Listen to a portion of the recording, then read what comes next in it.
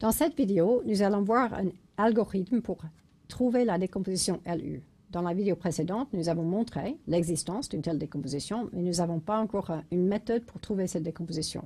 Donc maintenant, ici, je vous explique la méthode. D'abord, je rappelle ce qu'on a vu la dernière fois. C'est que j'ai une matrice A, m fois n, et puis je vais échelonner cette matrice en faisant des opérations élémentaires sur les lignes de la matrice. Ça correspond à multiplier à gauche la matrice par les matrices élémentaires pour trouver une forme échelonnée de la matrice. Donc ça, c'est échelonné. Et donc, c'est une matrice triangulaire supérieure.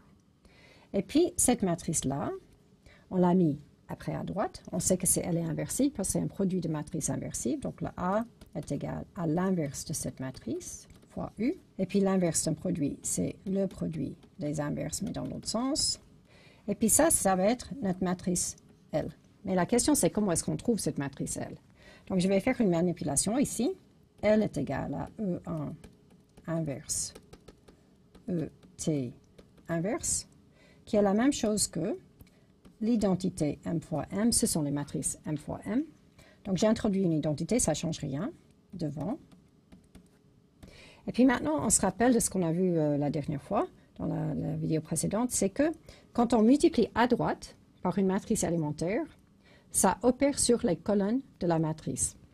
Donc ici, je vais commencer avec la matrice identité, là, et je vais opérer par l'inverse de l'opération élémentaire numéro 1, l'inverse de l'opération élémentaire numéro 2, etc. Donc, ce que je vais faire, c'est poser la matrice, et en dessous, je vais poser la matrice identité, et je vais au fur et à mesure opérer en haut vers les lignes de la matrice A, et en bas ici vers les colonnes de la matrice identité. Et ça va dérouler comme ça. Alors, faisons un exemple. OK, donc ça, là, je répète ce que j'ai dit avant. Donc, on a la matrice L qui est justement les opérations sur les colonnes de la matrice identité. Donc, je pose un exemple. Ici, je pose une matrice. Et puis, j'aimerais échelonner cette matrice et puis en même temps opérer sur les colonnes de la matrice identité. Donc, je pose les deux, la matrice A et la matrice identité. Bon, c'est peut-être intéressant de savoir pourquoi j'ai posé une matrice 3 x 3 ici. Donc, le A ici est une matrice 3 x 4. Et on sait que le U, c'est toujours une matrice de même taille, parce que c'est juste une forme échelonnée de A. Donc, le L, il doit être quoi? Donc, A est égal à LU. U, c'est 3 x 4. Donc, je veux multiplier à gauche par une matrice carrée. Donc, le L est forcément une matrice 3 x 3. Effectuons l'échelonnage de A. Ici, je dois éliminer ce moins 1. Donc, je vais rajouter à la deuxième ligne 1 fois la première ligne. Donc, ça donne 1 plus moins 1, 0 plus 1, 2 plus 0 et moins 3 plus 7. Et ici en bas, je vais faire l'inverse de cette opération. Donc, l'inverse d'une matrice LRS, c'est comme ça, on change le signe de ce qui est à l'intérieur. Je vais opérer sur les colonnes. Vous vous rappelez que c'est l'indice colonne qui indique la colonne qui va changer. Donc, c'est la première colonne qui va changer, ici. Et puis, c'est quoi le changement? C'est que je vais additionner moins 1 fois la deuxième colonne à la première.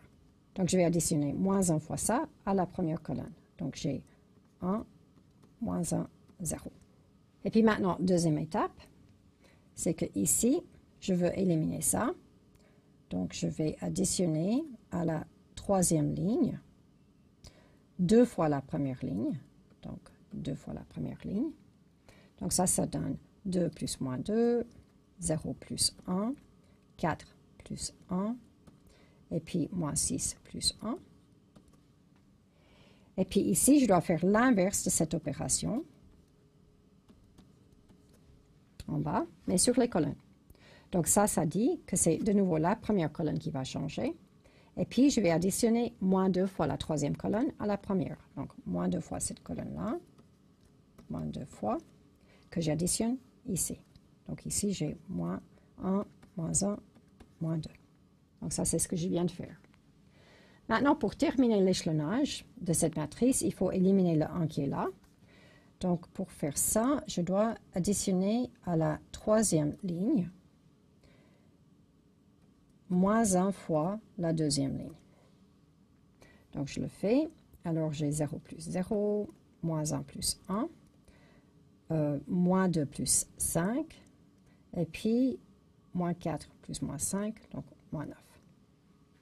Et puis ici, je vais faire l'opération inverse. Donc l'inverse de ça, c'est avec un 1 ici. L'indice colonne me dit que la colonne qui va changer, c'est la deuxième colonne. C'est pour ça que je ne l'ai pas encore mis.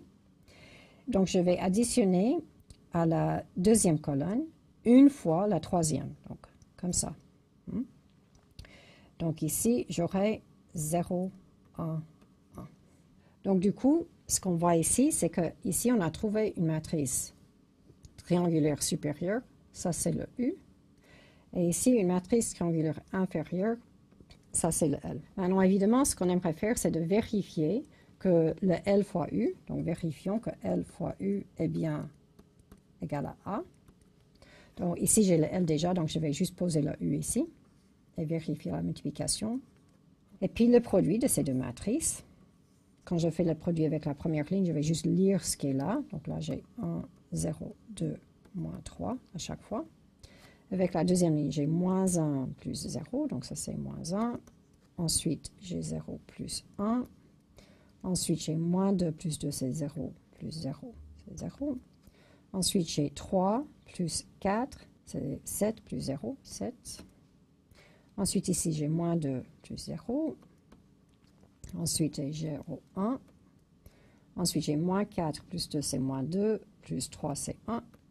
Et ensuite, 6 plus 4, c'est 10, moins 9, c'est 1. Et on a effectivement A. C'est juste. Donc voilà, ça c'est l'algorithme pour trouver la décomposition LU. C'est qu'on échelonne la matrice. Donc on pose la matrice, on fait l'échelonnage. Et à chaque fois, ici en dessous, on commence avec la matrice identité de la bonne taille. Et puis on va faire les opérations inverses de ce qu'on fait ici, mais dans le même ordre, heureusement. Et puis, mais les opérations inverses et sur les colonnes de cette matrice-là. En fait, le fait qu'on l'ait fait sur les colonnes, c'est pour ça qu'on ne peut pas juste poser cette matrice à côté, comme quand on calcule l'inverse d'une matrice. Mais on peut quand même faire en même temps le déroulement et à la fin, on a trouvé le U ici en haut et le L ici en bas. Ça, c'est l'algorithme pour trouver la décomposition LU.